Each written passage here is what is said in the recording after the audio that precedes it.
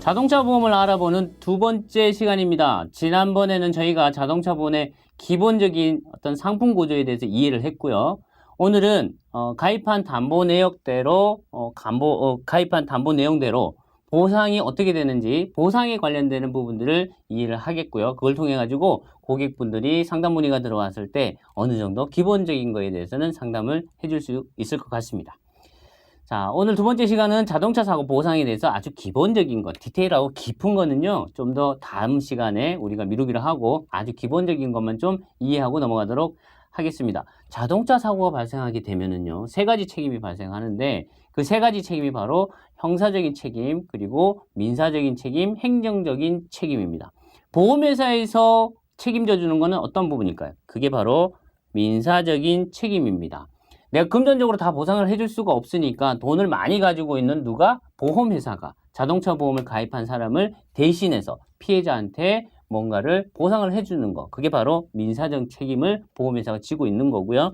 형사적인 책임에 대해서는 징역이나 금고, 벌금 같은 형사적인 처벌을 받는 거고요. 행정적인 책임은 교통사고를 유발하는 사람한테 면허 취소나 면허 정지 같은 행정적인 처분을 내리는 겁니다. 그래서 교통사고 발생하면 이 세 가지가 발생하기 때문에 형사적인 책임을 면하기 위해서 아니면 들어가는 금전적인 비용을 커버하기 위해서 가입하는 게 바로 운전자 보험입니다. 운전자 보험. 그래서 자동차 보험과 운전자 보험은 밀접하게 연관이 되어 있고 교통사고 발생했을 때 책임을 커버해주는 보험입니다. 그래서 그런 부분으로 같이 연계해서 이해하시면 좋을 것 같습니다. 그러면 형사합의라는 부분과 민사합의라는 부분이 교통사고 발생하면 많이 나오는데 그럼 그게 과연 어떻게 좀 다른지 한번 알고 넘어갑니다.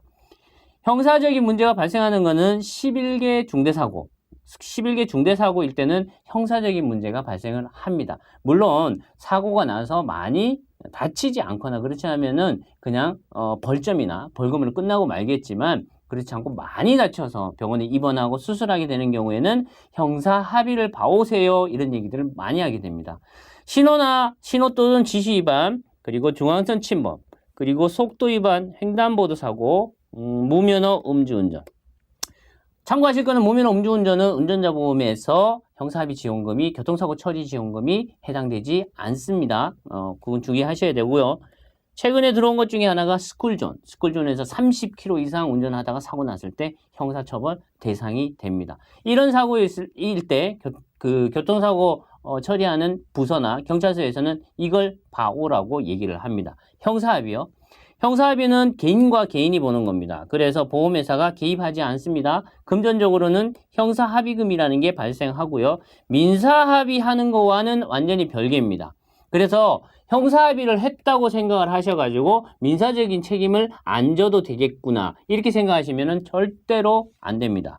그래서 합의가 잘 안 됩니다. 돈으로 합의가 잘 안 될 경우에는 공탁이라는 제도를 이용하게 되고요. 추가적으로 벌금이나 벌점 같은 게 발생을 하게 됩니다. 반면에 민사합의 같은 경우에는 보험회사에서 사실은 대행을 해주는 거죠. 피해자와 보험회사 간에 해결을 하는 게 민사합의고 그게 바로 보상금, 손해배상금, 합의금 같은 용어를 쓰는 거고요. 형사합의와는 별개다. 반드시 기억해 놓으셔야 되고 가해자가 됐든 피해자가 됐든 민사합의와 형사합의를 다 마무리를 짓는 게 좋은데 먼저 말씀드렸던 것처럼 어느 하나만 하셨는데도 불구하고 다 하신 것처럼 다 한 것처럼 이해를 하고 계시면 안 된다. 향후에 보험료가 할증될 수 있는 보험 처리를 하게 되면은 보험 처리를 하게 되면 보험료가 할증되는 문제가 따라오게 됩니다. 교통사고 발생 시에 지급하는 보험금이 어떻게 되어 있는지 다치셨을 때요. 사망하거나 신체에 장애가 발생하지 않고 다쳤을 때를 한번 저희가 살펴보겠습니다. 많은 용어들을 혼용해서 쓰고 있는데 합의금, 보상금, 보험금 다 똑같은 얘기입니다. 자, 합의금은 보험회사와 그리고 피해자 간에 발생하는 어떤 민사적인 손해를 합의를 하기 때문에 합의금인 용어를 쓰는 거고요. 보상금이라는 용어는 보험회사가 피해자한테 뭔가를 주기 때문에 사고가 난 것에 대해서 보상을 해주기 때문에 보상금이라는 용어를 쓰기도 하고, 자, 보험금은 사고를 낸 보험을 가입한 자동차 보험을 가입한 사람의 입장에서 보험금 처리를 하는 거잖아요. 그래서 보험금이라는 용어도 같이 혼용해서 쓰셔도 크게 무방합니다. 근데 대부분의 우리 고객들은 합의금이나 보상금이라는 용어를 쓰시게 될 겁니다. 자, 4가지, 5가지 항목으로 되어 있습니다. 위자료, 휴업손해, 발생치료비, 그리고 향후치료비, 마지막에 기타 손해배상금. 이 5가지 항목을 다 합쳐서 합의금, 보상금, 보험금이라는 용어를 쓰게 되고 그 내역이 바로 이겁니다. 그럼 교통사고 났을 때 어떤 보험금, 어떤 보상을 받는 거야? 이렇게 물어보셨을 때 고객들이 우리 FP님들은 한 4가지에서 5가지 항목이 있는데요. 그게 첫 번째는 위자료고요. 일 못해서 발생한 손해, 휴업 손해를 드릴 겁니다. 그리고 발생한 치료비, 그리고 나중에 더 필요한 향후 치료비, 요걸 가지고 사실은 어떻게 보험회사와 합의를 하는 거거든요. 그 치료비를 줄 거고 기타 손해배상금이라는 거를 지급받을 겁니다. 요 기준에 의해서 계산된 금액을 합의금으로 받게 되실 겁니다. 요 정도 안내해 드려도 고객분들이 어느 정도 이해하시고 안심하지 않을까 싶습니다. 자, 자동차 사고 보상 처리 부상 시에 진짜로 어떻게 보상이 되는지 한번 보면요.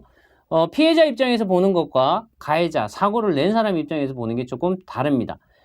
보험을 가입하셨습니다. 피해자 같은 경우에는 위자료, 휴업손해, 발생치료와 기타 손해배상금, 향후치료비 중요합니다.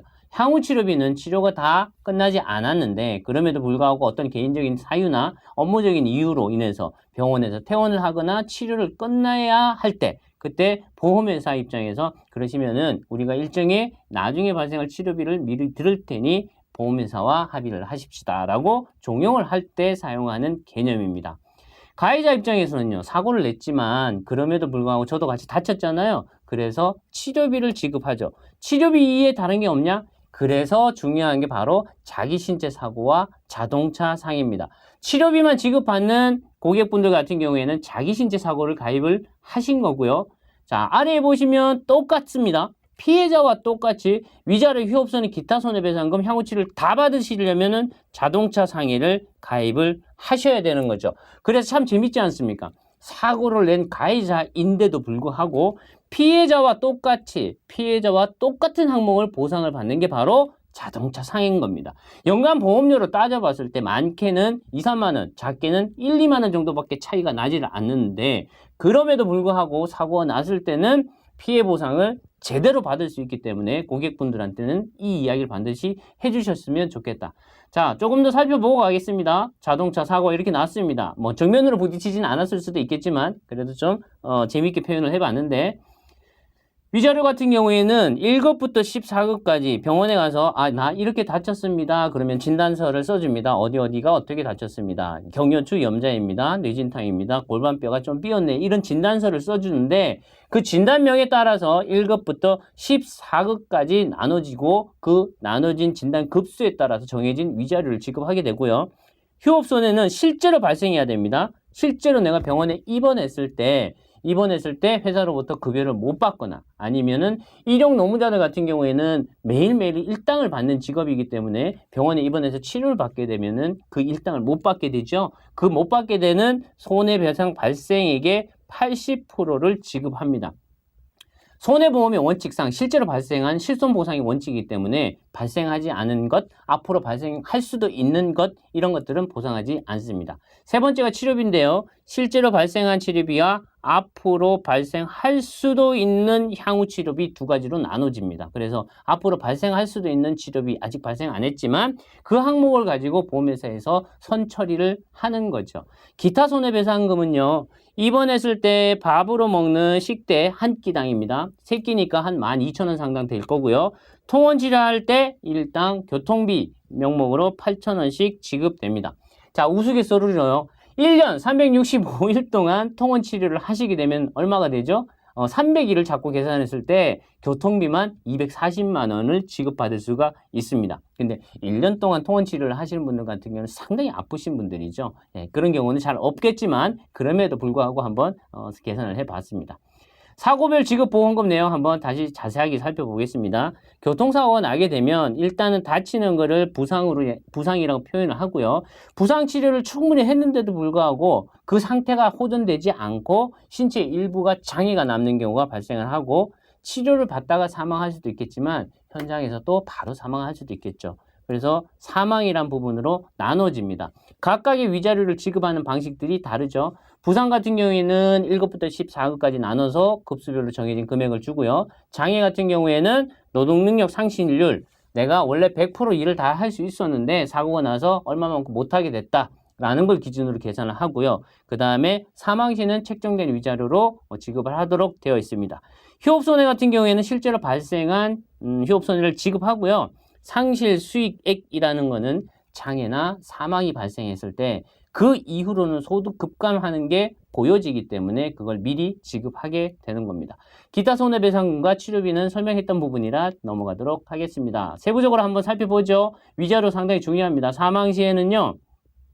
사망자 나이에 따라서 지급하는 위자료가 달라지게 됩니다. 19세부터 60세 사이인 경우에는 4,500만 원을 기준으로 계산하고 만약에 19세 미만이거나 60세 이상인 경우에는 4천만 원 기준으로 계산을 합니다. 사망 시에는요. 본인에 대한 위자료뿐만 아니라 가족에 대한 위자료도 같이 계산해서 지급할 수 있게 되어 있습니다. 장례비가 지급된다는 게 독특합니다. 지급금액 300만 원으로 정해져 있습니다. 요거는 기억해 두시면 좋을 것 같습니다. 두 번째, 장애입니다. 후유장애가 발생했을 때 위자료를 지급하는 방식은 노동능력 상실률, 나의 기능이 얼마나 떨어졌는지를 보는 건데요. 이게 50% 이상인 경우에는 19세 이상 60세 미만 그 사이에 존재할 때는 경제활동을 계속 잘 할 수 있는, 열심히 할 수 있는 나이이기 때문에 4,500만 원을 기준으로 노동능력 상실률을 곱하고요. 다른 표현을 하면은 쉬운 표현으로 장애율입니다. 장애율. 그리고 70%를 곱한 금액을 위자료로 지급하게 되어 있고요. 50% 미만인 경우에는 장애율에 따라서 노동능력 상실률에 따라서 다른 금액을 지급하도록 되어 있습니다. 부상과 후유장애가 중복될 수도 있지 않겠습니까? 그럴 때는 기지급한 금액을 빼고 많은 금액을 합산해서 지급하도록 되어 있습니다. 위자료, 부상 위자료 100만 원이 나갔는데 후유장애 위자료를 계산해 봤더니 500만 원입니다. 100만 원이 선지급되었다면 400만 원을 지급하고 지급이 안 됐다고 하면 500만 원을 위자료로 후유장애 위자료로 지급하게 되는 겁니다. 자, 부상 시에는 말씀드렸던 것처럼 급수별로 다르게 되어 있습니다. 1급부터 14급까지 구분되어 있고요. 1급 위자료 200만 원, 14급에 대한 위자료 15만 원인데요. 교통사고 발생 시에 주로 발생하는 급수 자체가 8급에서 9급입니다. 위자료는 25만 원에서 30만 원. 어떤 분들이 이렇게 질문합니다. 매일 줍니까? 매달 줍니까? 매년 줍니까? 한 번 주고 끝나는 겁니다. 물론 이제 사고를 당하신 입장에서는 좀 많이 불편하시고 기분 나쁘시겠지만 그럼에도 불구하고 한 번밖에 주지 않는다는 거 기억해 주시면 좋겠습니다. 자, 과실상계라는 이야기를 많이 합니다. 당신 과실이 얼마입니다. 그래서 7대 3입니다. 뭐 8대 2입니다. 이런 얘기를 하고요. 그 다음에 동승감액이라는 얘기가 있는데 비슷하면서도 많이 다른 얘기입니다. 보통 교통사고가 발생하게 되면은 과실이 있기 때문에 본인한테 지급해야 될 금액이 100원인데 20%를 제하고 80%만 지급하겠습니다. 그런 이야기를 간혹 들을 텐데요. 그게 이제 받을 수 있는 보험금에서 나의 잘못만큼을 공제를 하고 나온다라는 게 바로 첫 번째 과실상계의 개념입니다. 한번 살펴보면요. 동승감액이라는 것과 과실비율이라는 것은 확실히 다른 개념인 것을 알고 계시면 좋겠고 보통 사고가 이렇게 납니다. 잘 가는 차를 뒤에서 이렇게 추돌을 했을 때 갖다 박았을 때는 보통 100대 0 이 뒤에서 박은 차량이 과실이 100%고요. 앞에 가만히 서 있었던 차량이 0%. 그래서 100대 0이라는 표현을 쓰기도 하는데 요즘에는 과실에 대한 부분이 굉장히 중요해졌습니다. 그래서 과실 없는 사고는 없다. 이렇게들 얘기들도 하시는데 통상은 이렇게 뒤에서 와서 추돌을 한 경우에는 거의 100대 0으로 처리를 하고 있습니다. 우리나라 교통사고 중에 가장 많이 발생하는 거 끼어들기 사고입니다. 끼어들기 사고. 근데 끼어들기 사고일 때도 어떤 상태에서 끼어들었는지 사고가 마지막 발생 현장이 어떻게 되는지에 따라서 과실 비율이 다른데 참고적으로 알아두면 좋겠습니다. 이런 경우 가장 기본적인 과실 7대 3입니다. 이 차량이 직진으로 가고 있었고요. 이 빨간색 차량이 끼어들기를 한 건데 보통은 앞부분이 이렇게 충격을 하게 되면은 보통 기본적으로 7대 3 끼어든 차량입니다. 보통은 끼어든 차량이 더 큰 소리 치는 경우도 가끔 있죠. 다른 사례를 보면 옆구리를 박았죠. 옆구리를 박았는데 8대 2가 나옵니다. 이 차량 차주는 굉장히 화가 납니다. 그럼에도 불구하고 도로교통법상 8대 2로 보고 있습니다. 참 억울하긴 한데 일단은 법상 그렇게 돼 있으니까 이해해 주시면 좋겠고, 자, 이 경우에는요, 뒤에 가서 뒤쪽을 추돌 했음에도 불구하고 과실 비율이 10%가 나옵니다. 이럴 때가 가장 곤란한 경우 중에 하나입니다. 현실적으로 처리하는 부분들도 있긴 하지만 그럼에도 불구하고 기본적으로는 과실이 나올 수 있구나 하는 것을 기억해 주시면 좋겠습니다. 좀 어려운 개념입니다만 동승가맹입니다. 용어 그대로 동승이라는 것은 같이 탔죠. 가맥이라는 것은 보험금을 줄이겠다는 얘기입니다. 그럼 결국 무슨 얘기냐? 이 차량이 타고 있는 1, 2, 3, 4, 4명이 탑승을 했는데 과연 그러면 이분이 운전을 3번이 운전을 했다고 가정을 했을 때 나머지 1번, 2번, 4번이 운전을 한 사람과의 관계가 어떻게 되는지에 따라서 감액을 하겠다는 겁니다. 이런 경우가 발생하는 경우에는 직장 동료들이 같이 업무 중에 사고가 나는 경우에 간혹 발생을 합니다. 그 이야기는 뭐냐? 이 차가 움직이고 있는 어떤 이익에 대해서 나머지 같이 타고 있었던 사람들이 같이 공유한 거 아니냐. 그래서 사고가 났으니 과실은 아니지만 손해액에서 일정 부분은 당신들이 부담하십시오라는 게 동승가맥입니다. 그래서 과실과는 다른 개념임을 좀 이해를 해 주시기를 바랍니다. 자, 자동차 보험 사고 관련해서 중요한 포인트 몇 가지를 좀 찝어보고 가겠습니다. 자, 자동차 사고 났을 때 중요한 거 과실 비율입니다. 과실 비율. 사고가 어떤 형태에서 일어났고 결론적으로는 누가 충격을 했고 현장 보전을 해야 되는 이유가 바로 여기에 있습니다. 그래서 바닥에 스키드 마크, 브레이크 밟은 흔적이 얼마나 났는지도 중요하고요. 그리고 차량 자체가 어디가 어떻게 부딪혔는지도 상당히 중요합니다. 그래서 밑에 개념 나오는 게 바로 쌍방과실 사고. 유형별 과실이라는 거는 사람하고 차가 사고 났냐, 차하고 차하고 사고 났냐, 차하고 오토바이하고 사고 났냐, 이런 경우에 따라서 과실 비율들이 굉장히 많이 다릅니다. 자, 동일증권 가입 여부라는 거는 뭐냐면은 자동차 보험을 가입을 할 때 보험을 시작하는 처음 시기와 마지막 끝나는 종기를 맞춰가지고 여러 대를 한꺼번에 묶어 놓는 보험이 있습니다. 동일증권으로 묶어 놨을 때 가입한 효과는 전체적으로 보험을 떨어뜨리는 효과가 있는데 사고가 많이 발생하게 되면 보험료 오르는 효과가 있기 때문에 자동차 보험 처리를 할 건지 말 건지를 결정을 할 때 중요한 포인트가 될 수 있습니다. 경찰서 신고 무조건 하시는 분들이 있는데요. 이거는 반드시 감안하셔야 됩니다. 11대 중대 사고가 아니고 형사건이 아닌 경우에는 112 신고를 바로 해버리시게 되면 상당히 골치 아파집니다. 그래서 가급적이면 현장에서 잘 마무리하신 다음에 보험 처리를 해주는 걸로 고객들한테 안내를 해주시는 게 좋겠습니다. 이 정도 알고 계시면 그럼에도 불구하고 고객분들한테는 내가 자동차 보험 전문가는 아니더라도 어느 정도의 컨설팅은 해주실 수 있지 않을까 생각을 합니다. 자, 기타 특약과 보험료로 중요한 내용입니다. 기타 특약을 위반하게 되면 종합보험 면책 처리가 되고 책임보험밖에 되지 않기 때문에 상당히 곤란하게 됩니다. 첫 번째가 운전자 한정 특약이고 두 번째 연령 한정, 세 번째 유상운송 없어진 거긴 하지만 네 번째가 단기 운전자 확대 특약입니다. 자, 그래서 운전자 한정 누군가 운전하는 사람을 범위를 줄여놨는데 그럼에도 불구하고 다른 사람이 운전을 하지 못하는 사람이 운전을 하고 사고 났을 때 종합보험 처리 안 하겠다는 거고요. 연령 한정도 마찬가지입니다. 만 21세 이상만 운전하는데 그 밑에 사람이 운전하다 사고 났을 때는 보험회사에서 보험 처리 해주지 않겠다는 겁니다. 왜 그러냐면 이 특약들을 가입하셨을 때 보험료를 줄여줬잖아요. 보험료를 줄여줬는데 그럼에도 불구하고 이 약속을 위반하고 사고를 냈기 때문에 종합보험 처리해주지 않겠다는 겁니다. 이건 중요한 내용이고 운전자 특약이나 연령 한정 특약은 대부분들 선택하고 계시기 때문에 반드시 이해를 하고 계시면 좋겠습니다. 첫 번째 시간 자동차 보험의 기본 이해, 두 번째 보상에 관련되는 기초 상식에 대해서 이해해 봤습니다. 1번과 2번 과정 1차시, 2차시를 통해서 기본적인 개념은 익히셨을 거라고 보고요. 아주 기초적인 개념으로 고객분들한테 사고가 났을 때 적절한 보상 처리를 해주실 수 있을 것으로 믿습니다. 수고하셨습니다.